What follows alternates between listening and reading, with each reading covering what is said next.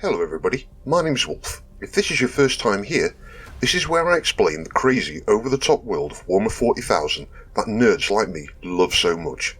In this particular series, we're looking at the combat patrol boxes and what to do with them. So, settle in, grab a drink, and prepare for a Noob-Splaining session.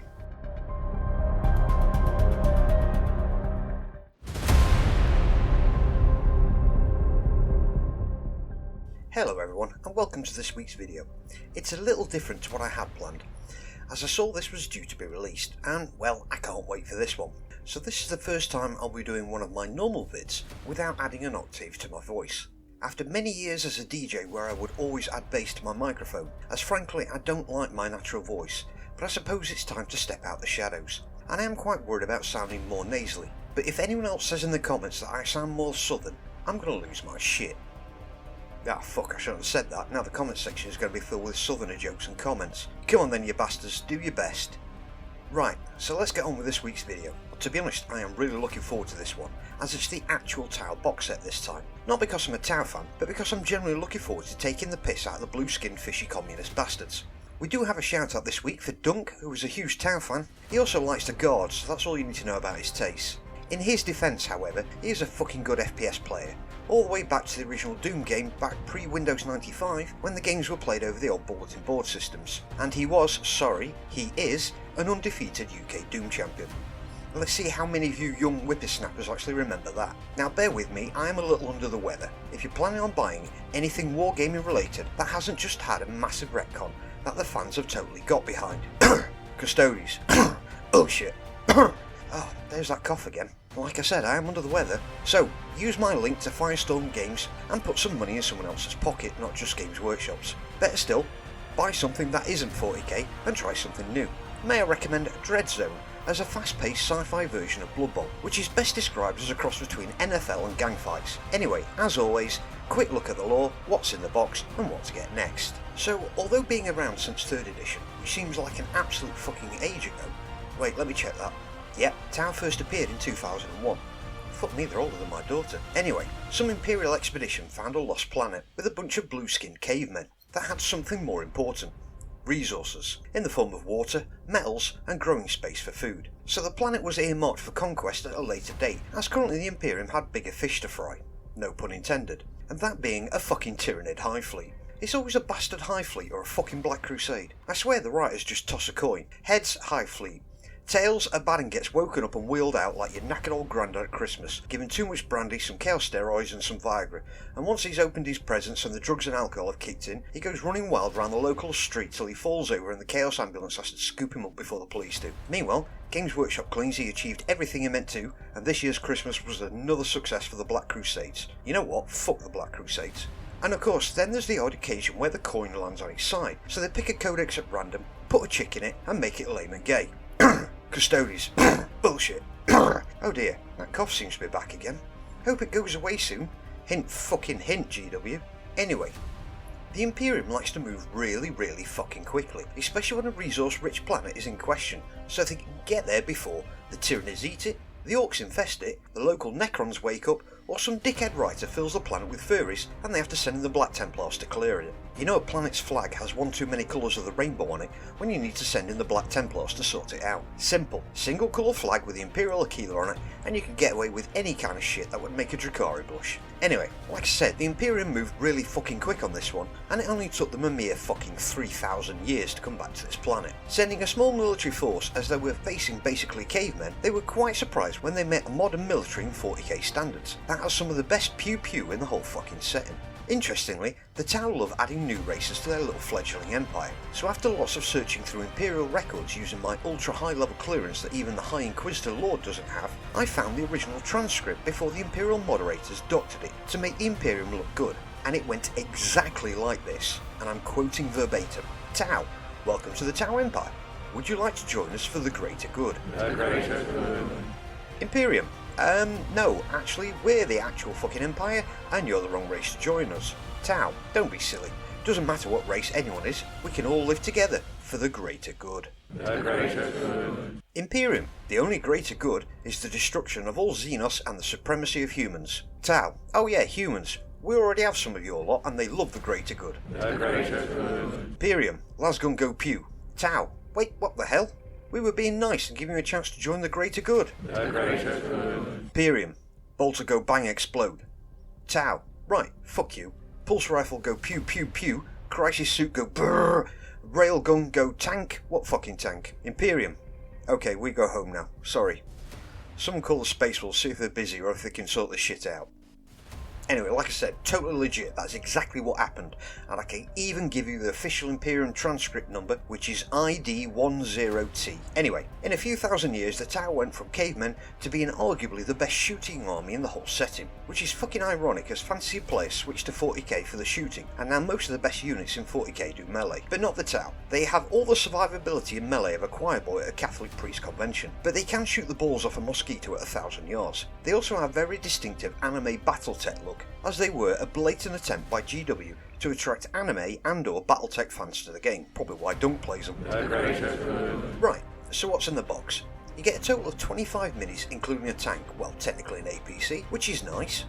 Specifically you get Commander in an Enforcer suit, which can be built as a Cold Star battle suit, 1 Devilfish APC, 10 Breacher Fire Warriors that can also be built as Strike Team Fire Warriors, 10 Pathfinders, 7 drone models to be basically used as tokens, and 4 transfer sheets, 1 for the vehicle and 3 infantry, which is nice, saves painting all those fiddly bits. It's also nice to see some build options here as well. So let's dive into it, shall we? Your Tau Commander is, funnily enough, as the name hints, your army leader, and I've been waiting so long to say this, so here we go.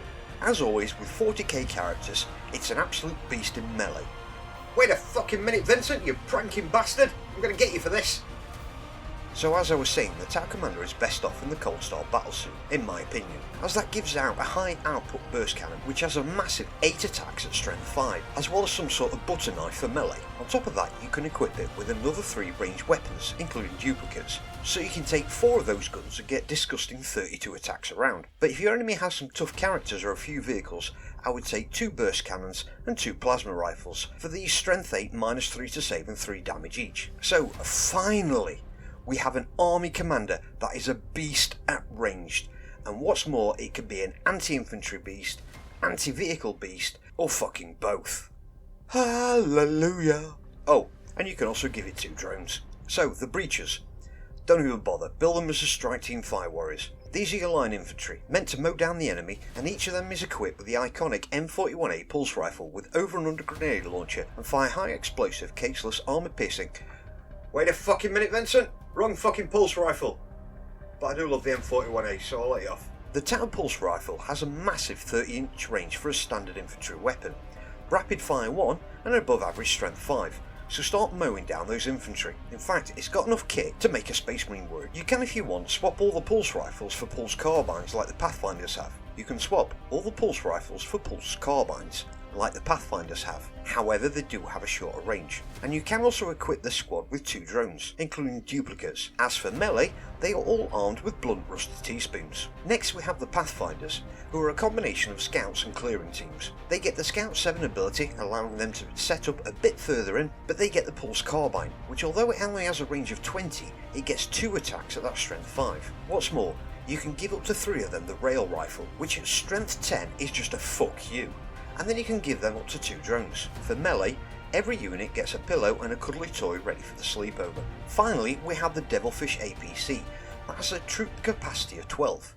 An accelerated burst cannon, which is good for chewing through tougher infantry, with its 4 attacks at strength 6, 2 twin pulse cannons at 2 attacks each, so roll a few more dice on those infantry, and finally you have the option to equip 2 one-shot seeker missiles, which obviously you're going to do, because you're not stupid, as they have a massive strength 14 and d6 plus 1 damage each, plus with a 48-inch range, they are meant as a vehicle or character killers, so shoot your load early like me.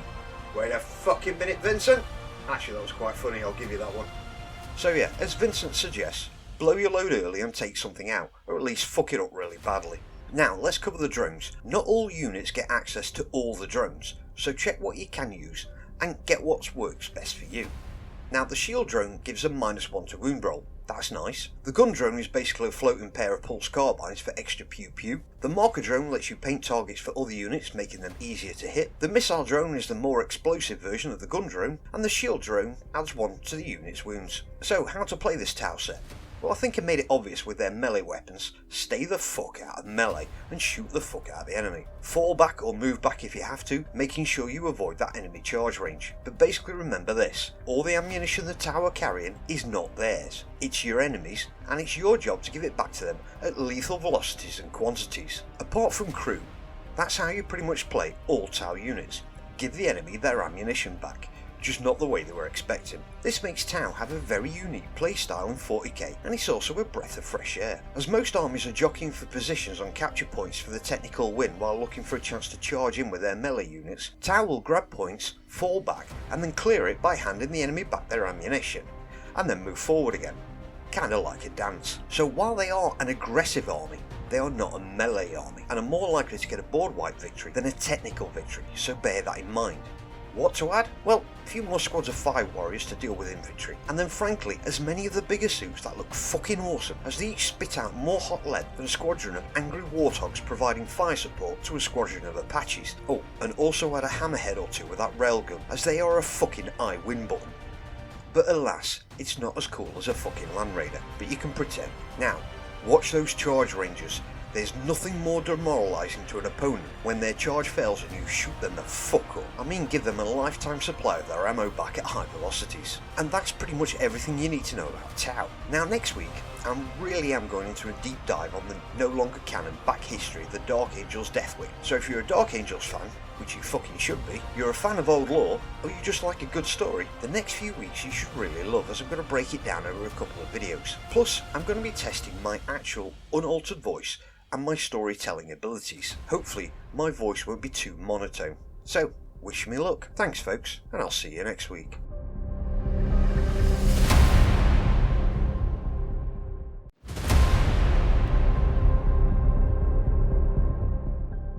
And there we have it folks, that brings us to the end of another video. If you made it this far, thank you very much. If you would like a shout out in one of my videos, then just email me on the email address in the description. Also, please check out my links for Baron of Dice and Element games, and if you really want, you can buy me a coffee. In the meantime, please like, subscribe, and share this video with someone who could do with some noob-splaining in their life.